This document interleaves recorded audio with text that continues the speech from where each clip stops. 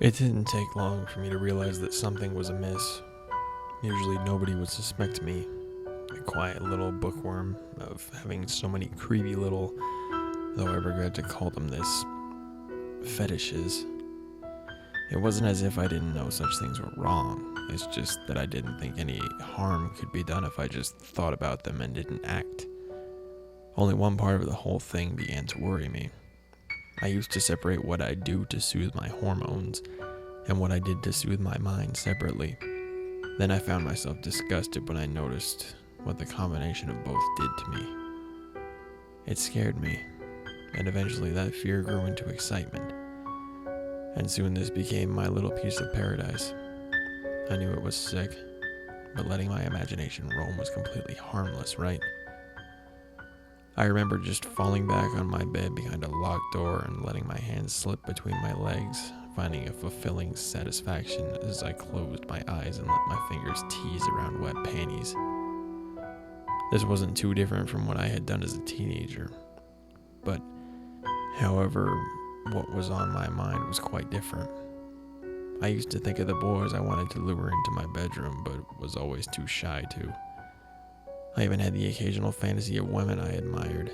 Not that I'd ever tell them about it, but this was different. My imagination transformed my room into a dusty and dark place with blood-stained sheets.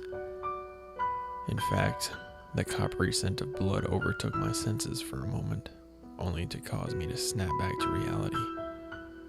When I opened my eyes, the smell was gone.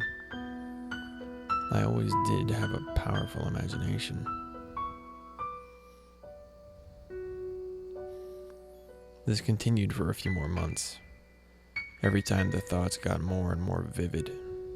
Once I was past finding something disturbing, I would embrace it and it would become a new nasty little thing that I could get off on.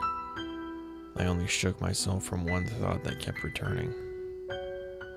I kept mutilating my lover. I remember in that repeating thought, I had his wrists and ankles tied to the bedposts. It was just a normal daydream of an adult romp. That is, until I started stabbing him in non-vital areas of the body. I usually snapped out of it at that point, yet that sick little part of me wouldn't let me go.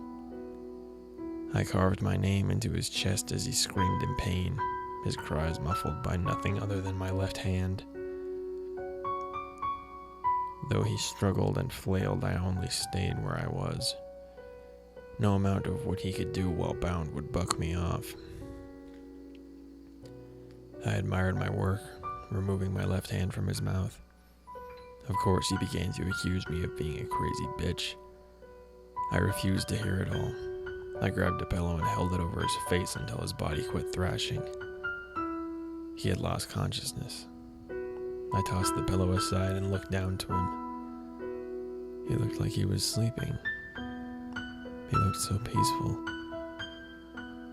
Normally something like that would warm my heart, but there was something wrong. He wasn't smiling. I drew my knife across his mouth, carving a smile into his face. He woke as I was just finishing, screaming and thrashing all over again. Oh, I wanted to look at him. I wanted to see that pretty smile. I wanted to see my name in the way that it marred his perfect white skin. But he wouldn't let that happen.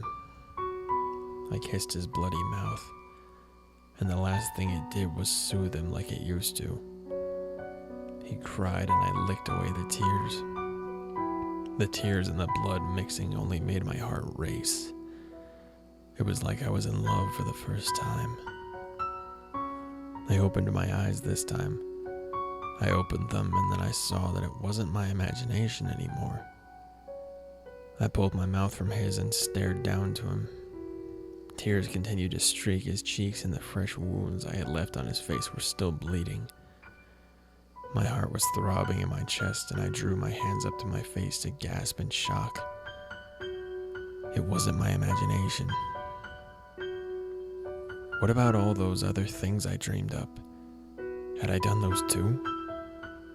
I stared down into those accusing eyes. I could hear him trying to say something, but he was too hoarse from his screams to even speak. For some reason, I felt no regret. I knew I should, but I didn't. A grin began to creep over my face. I felt the corners of my lips being tugged at, even though I knew this was no time to be smiling. Still half naked, I leaned over him, only to whisper sweetly, "Baby, you've made me so happy." Afterwards, I curled my arms around him to sleep. I don't know what made me do that. I don't know if I really cared at the time or if I was happy with what I had turned him into. He was mine now. Even if he got away from me somehow, I don't think anyone would want him now. We had broken up a few times previously, and I knew that he had seen other women, but who would want him now? I just don't want him. I kept him tied down, and I kept feeding him and giving him water. He refused the first few times, but eventually he just let it happen. He caved to my will. I told him what a good boy he was, and he only sobbed and kept repeating one phrase. "Why, Cassie? Why? Why?" Soon his friends had realized that they hadn't seen him. They must have known something had happened. When they arrived, they realized how weird I was acting. They shoved past me only to find him in the state I had left him in.